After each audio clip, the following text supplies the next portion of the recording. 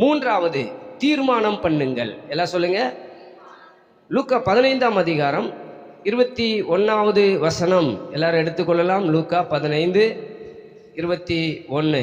குமாரன் தகப்பனை நோக்கி, தகப்பனே, பரத்துக்கு விரோதமாகவும் உமக்கு முன்பாகவும் பாவம் செய்தேன். இனிமேல் உம்முடைய குமாரன் என்று சொல்லப்படுவதற்கு நான் பாத்திரன் அல்ல என்று சொன்னான்.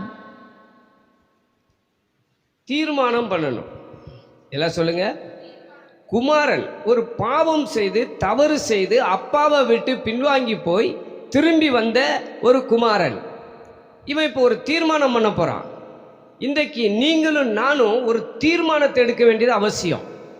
தீர்மானத்தை எடுக்க வேண்டியது, ஆண்டவருக்குள்ள வந்துட்டு வர்றதும் போகிறதும் அந்த போக்குவரத்து துறை மாதிரி இருக்கக்கூடாது. போறது வர்றது அது இல்லை.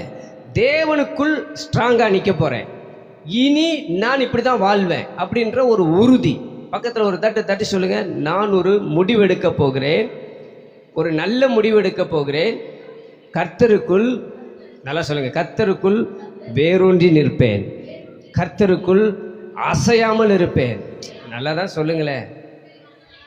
அப்படி இருந்தால் தான் உங்களை மாளிகையாய் கட்டி எழுப்ப முடியும்.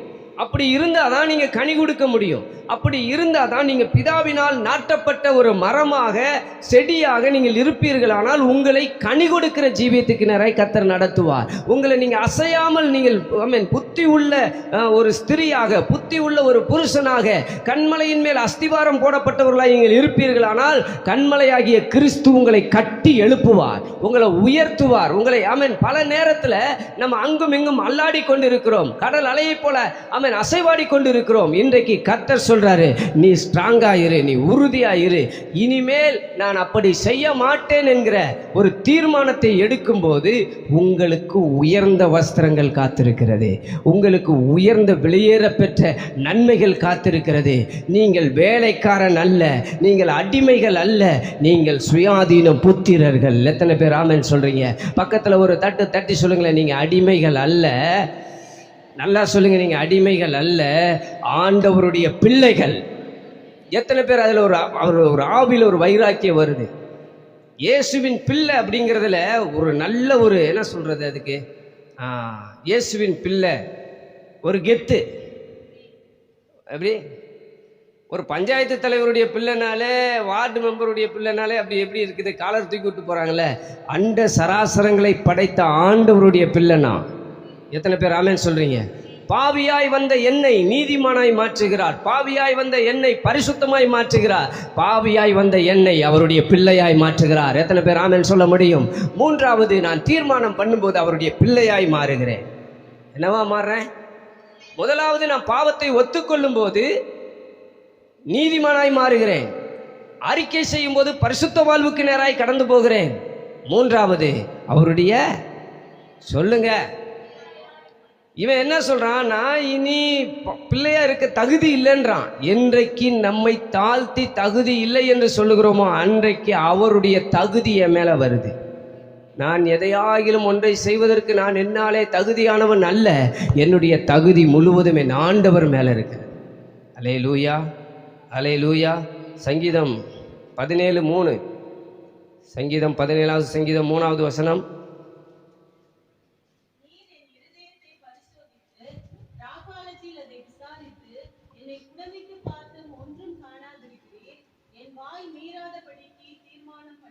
இப்ப நான் ஆரம்பத்தில் சொன்னது போல எப்படி இருந்த ஒரு மனுஷனுடைய வாழ்க்கை எப்படி மாறணும்னா, இந்த 3வது வசனத்தை எல்லாரும் கொஞ்சம் பாருங்க உங்க பைபிள்ல.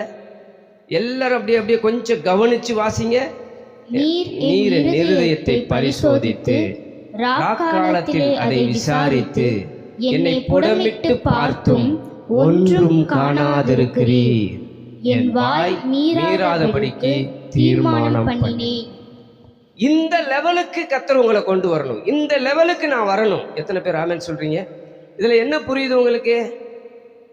இப்ப இதை நம்ம தைரியமா சொல்ல முடியுமா? இது தாவீது சொல்றாரு.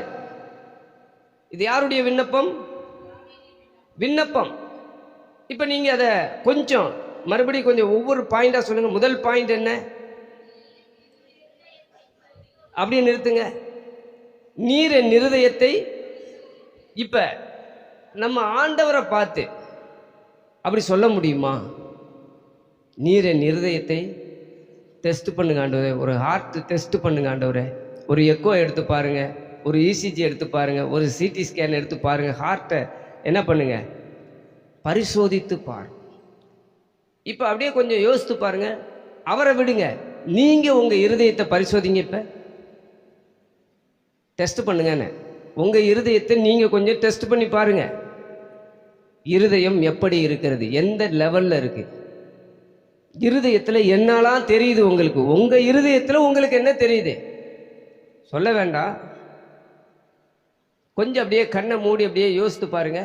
உங்க கண்ணு முன்னால உங்க இருதயத்துக்குள்ள என்னெல்லாம் இருக்குது? புரியுதா உங்களுக்கு? நம்ம இருதயத்துல நமக்கு என்ன இருக்குதுன்னு நம்ம பார்த்தாலே நம்மால சகிக்க முடியல. ஆமாவா இல்லையா சொல்லுங்க? ஆமா தானே? அதான் சொன்னேன், ஒத்துக்கொள்ளுங்கள். ஏன் சொல்றேன்னா, நம்முடைய இருதயமே நம்மை குற்றவாளியாக தீர்க்கிறது. ஆமாவா இல்லையா சொல்லுங்க? அடுத்தவங்க சொல்லிட்டாங்கன்னா நமக்கு வலிக்குது. என்ன பார்த்து எப்படிங்க திருடன்னு சொன்னீங்க அப்படின்னு திருடன் கேட்கிறான். ஆனா செஞ்சது என்ன? அவன் மனசு சொல்லுது நீ திருடாதேன்னு, அவன் இருதயம் சொல்லுது நீ திருடன்னு. ஆனா அடுத்தவன் சொன்னா எனக்கு வலிக்குது. நம்ம இருதயத்தை நாம இன்னைக்கு டெஸ்ட் பண்ணி பாருங்க. ஏன் இருதயத்தை நாம் பார்க்கும்போது என் கண்ணுக்கு முன்னால எவ்வளவு காரியங்கள் வருகிறது. இன்றைக்கு அதை நான் விட்டுவிட, அதை ஆண்டவர் சமூகத்தில், ஆண்டவரே நானே நீர் எனக்கு உண்டாக்கின அந்த இருதயம் இன்னைக்கு கேடு நிறைஞ்சிருக்குதுப்பா, இன்னைக்கு இந்த இருதயத்துக்குள்ள நீங்க வந்துருங்க ஆண்டவரேன்னு சொன்னா அத்தனை அசுத்தங்களும் அகன்று போகும். ஹல்லேலூயா, ஹல்லேலூயா. தாவீது எப்படி தைரியமா சொல்றாரு, நீர் என் இருதயத்தை டெஸ்ட் பண்ணி பாருங்க. அடுத்து என்ன சொல்றாரு? ரெண்டாவது சொல்லுங்க. ராக்காலம். எந்த காலம்? இன்னைக்கு ராத்திரியில, ஒவ்வொரு நாளும் இரவுல நம்ம என்ன செய்யறோம்? ஒவ்வொரு நாளும் ஒவ்வொரு இரவிலும் ஒவ்வொருடைய கையில அல்லது ஒவ்வொருடைய நினைவுல ஒவ்வொருடைய இருதயத்துல ராக்காலத்துல எவ்வளவு மோசமான, எவ்வளவு அசிங்கமான, எவ்வளவு அலங்கோலமான காரியங்கள் இருக்குது. ஆமாவா இல்லையா சொல்லுங்களேன். கிறிஸ்துவுக்குள் ஒரு புதிய வாழ்க்கையை தேவன் வைத்திருக்கிறார். இருதயம் இன்றைக்கு புதிதாய் மாறட்டும். ராக்காலங்களில் கர்த்தர் வந்து விசாரிக்கும் போது என்னில் குற்றமில்லை என்கிற ஒரு நினைவு வரட்டும். அல்லேலூயா, அல்லேலூயா. ராக்காலத்தில் அதை விசாரித்து எந்த டிஸ்டர்பன்ஸ் இல்லாத போது, தனிமையா இருக்கும்போது, இரவாகும் போது, தெசலோனிக்கேர்ல நீங்க வாசிக்கும் போது ராக்காலத்திலே ஜனங்கள் என்ன கொள்ளுகிறார்கள்? வெறி கொள்ளுகிறார்கள் என்று சொல்லப்பட்டிருக்கிறது. இரவிலே தவறுகள் நடக்கிறது, இரவிலே பயங்கரங்கள் நடக்கிறது, இரவிலே தகாத உறவுகள் நடக்கிறது, இரவிலே விபச்சாரங்கள் நடக்கிறது, இரவிலே வேசித்தனங்கள் நடக்கிறது, இரவிலே ஆபாச படங்கள் பார்த்து கொண்டிருக்கிறார்கள். இரவிலே ராக்காலத்திலே நீங்கள் என்ன செய்கிறீர்கள் என்பதை நீங்களே நினைத்து பாருங்கள். இன்றைக்கு மனம் திரும்பி கிறிஸ்துவுக்குள் வைத்திருக்கிற அந்த புதிய வாழ்க்கைக்குள் வாருங்கள். ஆண்டவர் அந்த புதிய மனுஷனாய் உங்களை சிருஷ்டித்து அனுப்ப அவர் போதுமானவராய் இருக்கிறார். அல்லேலூயா, அல்லேலூயா. மூன்றாவது, என்னை புடமிட்டு பார்த்தும். இப்ப கொஞ்சம் நீங்க புடமிட்டு பாருங்க.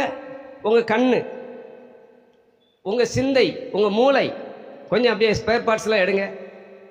கொஞ்சம் ஸ்பேர் பார்ட்ஸை கொஞ்சம் எடுங்க. உங்க சிந்தை மண்டலம் கரெக்டா இருக்கா? நம்முடைய சிந்தையில ஒரு மாற்றத்தை கர்த்தர் தருவாராக. நம்முடைய பார்வையில கர்த்தர் ஒரு மாற்றத்தை தருவாராக. நம்முடைய சுவாச காற்று அசிங்கமா நாற்றம் எடுத்த அந்த கிரியைகள் எல்லாம் ஆமென் மாற்றுவாராக. நம்ம காதுகள் நல்ல வார்த்தைகளை கேட்கும்படி புடமிட்டு பார்த்து பாருங்க. ஒவ்வொரு ஸ்பேர் பார்ட்ஸா புடமிட்டு பாருங்க.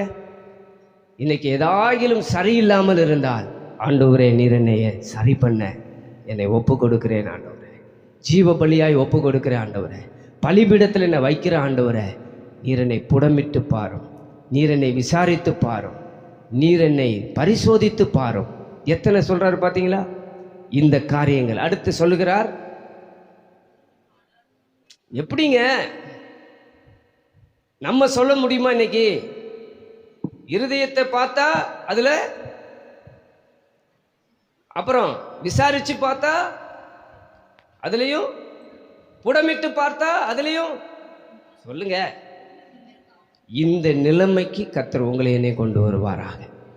இந்த நிலையில் உங்களை என்னையும் கர்த்தர் வரும்படி அழைக்கிறார். எத்தனை பேர் ஆமென் சொல்றீங்க? ஆகவே இவர் வாயை மீறாதபடி தீர்மானம் பண்றாராம். பக்கத்துல கையை பிடிச்சி சொல்லுங்க, என் வாய் இனி மீறாது.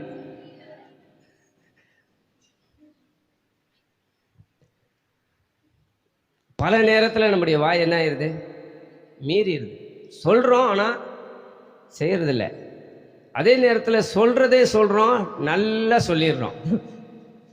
இன்றைக்கு நான் அதிகமாக சொல்ல வர காரியம் என்னென்னா, முடிந்த அளவு மௌனமாக இருப்பது நல்லது.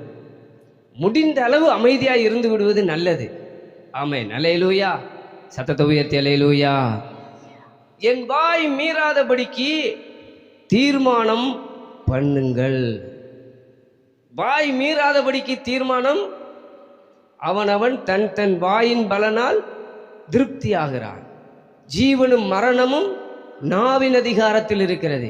தேவன் வானத்தில் இருக்கிறார், நீ பூமியில் இருக்கிறாய். ஆகவே உன்னுடைய சொற்கள் சுருக்கமாயிருப்பதாக.